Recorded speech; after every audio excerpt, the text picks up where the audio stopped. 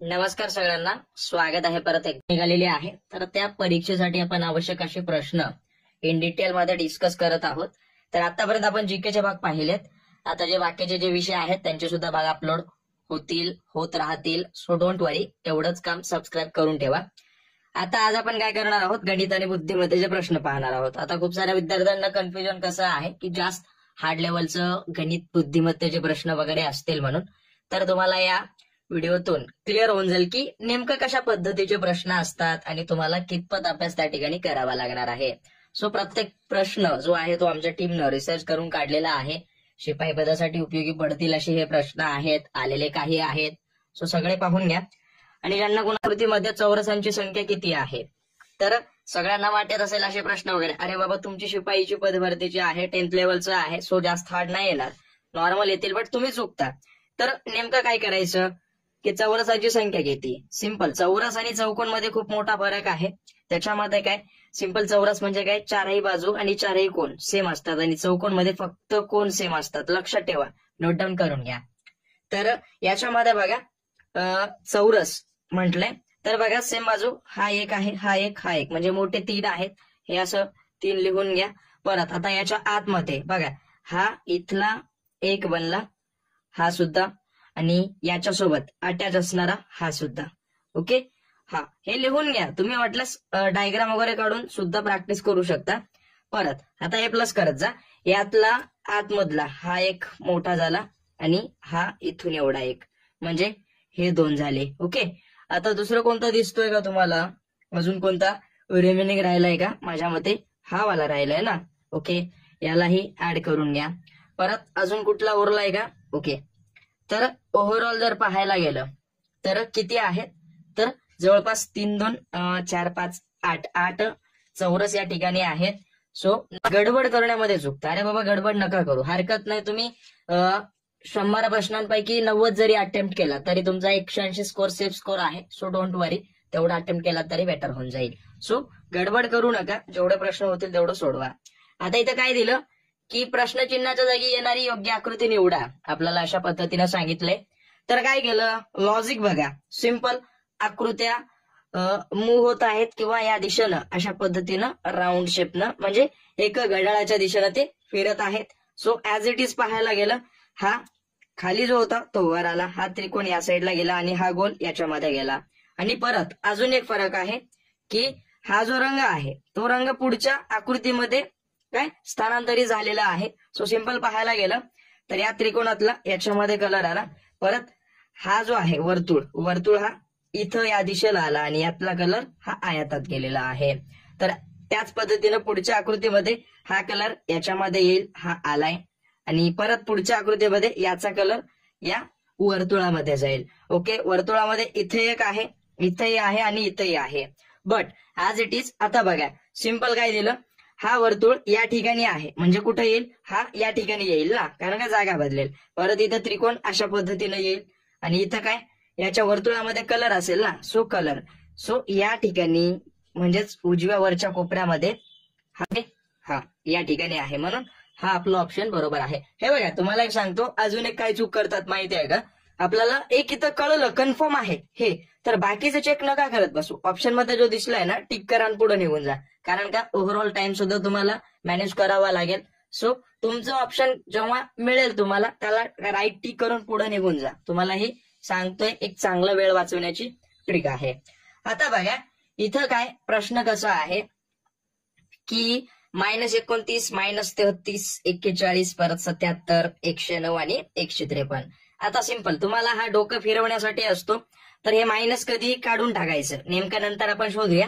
हे सगळीकडे प्लस समजून घ्या, याच्यामध्ये मायनस मध्ये तुमचा गोळ होतो. ओके, आता इथं काय दिलं, 29 आणि 33 मध्ये कितीचा फरक आहे, ओव्हरऑल 4चा फरक आहे, बाजूला लिहून घ्या. परत 33 आणि 41 याच्यामध्ये ओव्हरऑल जर पाहायला गेला तर कितीचा फरक आहे, 8चा फरक आहे. ओके, परत आता बघा, याच्यामध्ये सगळ्यांना वाटत असेल की 41 आणि इथं येणाऱ्या संख्येमध्ये कितीचा फरक असायला पाहिजे, 8च्या दुप्पट 16चा. ओके, 41 मध्ये जर 16 ऍड केले तर किती येतं, जवळपास 57 आपला आन्सर येतं. बट ऑप्शन मध्ये आहे का, नाहीये. त्यामुळे आपलं कुठंतरी चुकतंय हे लक्षात ठेवून घ्या आणि ऍज इट इज उत्तर तुम्ही शोधा. आता सिंपल काय करायचं, 77 आणि 109, 77 आणि 109 मध्ये जर पाहायला गेलं तर ओव्हरऑल कितीचा फरक असेल, 32चा येईल ना. हा ओके, 32चा फरक या ठिकाणी असेल. परत आता 109 आणि 153 यांच्यामध्ये कितीचा फरक असायला पाहिजे, 32च्या दुप्पट 64चा. पण याच्यामध्ये फरक आहे का, नाहीये. त्यामुळे हे जे आपण शोधत होतो किंवा याच्यामध्ये जो फरक होता तो 16चा आहे, आपलं हे उत्तर चुकीचं होतं.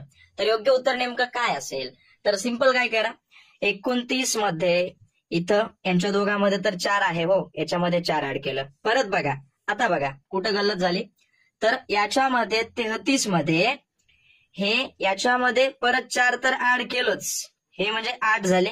परत याच्यामध्ये 4 आपण ऍड केलेत ना, हे इथं असताना हे फक्त इथं 4 ठेवा, याच्यामध्ये परत इथं 4 प्लस 4 केलं तर किती आले, 8 आले ना. ओके, हा.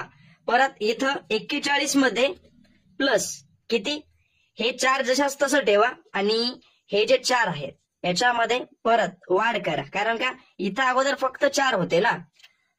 परत याच्यामध्ये हे परत तिथं जशाच तसं 4 होतं, परत याच्यामध्ये 8 ऍड केलं, म्हणजे सॉरी 4 ऍड केलं. एकच मिनिटं मांडणी करून घेतो म्हणजे तुम्हाला कळून जाईल. हा, आता बघा, ते असं मांडणी केलं तर तुम्हाला लक्षात बसणार नव्हतं, सो दॅट्स वाय ते मांडणी अगोदर करून घेतली. आता बघा, हे मायनस नंतर आपण विचार करूया. हे 29 दिले ना, 29 ऍज इट इज, याच्यामध्ये 4 प्लस केलं तर 33 आलं.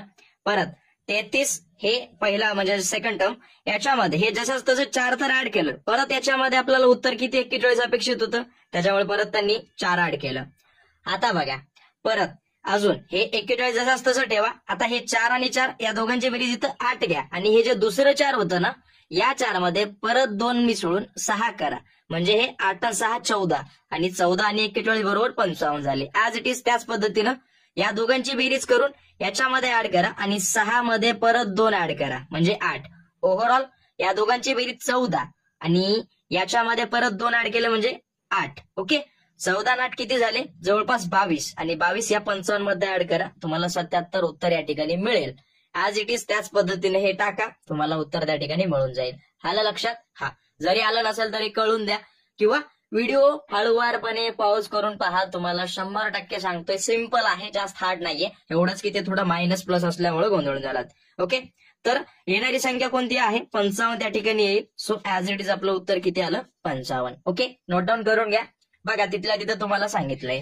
परत काय दिलं, 934, त्याच्यामध्ये 48 म्हणजे एक प्रकारच्या जोड्या आहेत. त्याच पद्धतीनं 736, 60 आणि त्याच पद्धतीनं 459. परत क्वेश्चन मार्क. आता बघा, ज्यांनी कोणी बघितलं असेल त्यांना उत्तर मिळालं असेल. 9 प्लस 3 केलात 12 येतं, 12 गुणिले 4 केलात 48 येतं. त्याच पद्धतीनं 7 प्लस 3 केलात गुणिले 6 केलात बरोबर किती, 60. आता इथं कंचे भागोव्यव, पहिलं गुणाकार करतो नंतर असं नका करू, इथे हे जे इक्वेशन आहे त्याचं सांगतोय. 60 आलं. त्याच पद्धतीनं 4 मध्ये 5 मिळवा, 9 आलं, 9 गुणिले 9 करा 81. ओके, त्याच पद्धतीनं उत्तर आपलं 81 आलेलं आहे. ओके, धन्यवाद.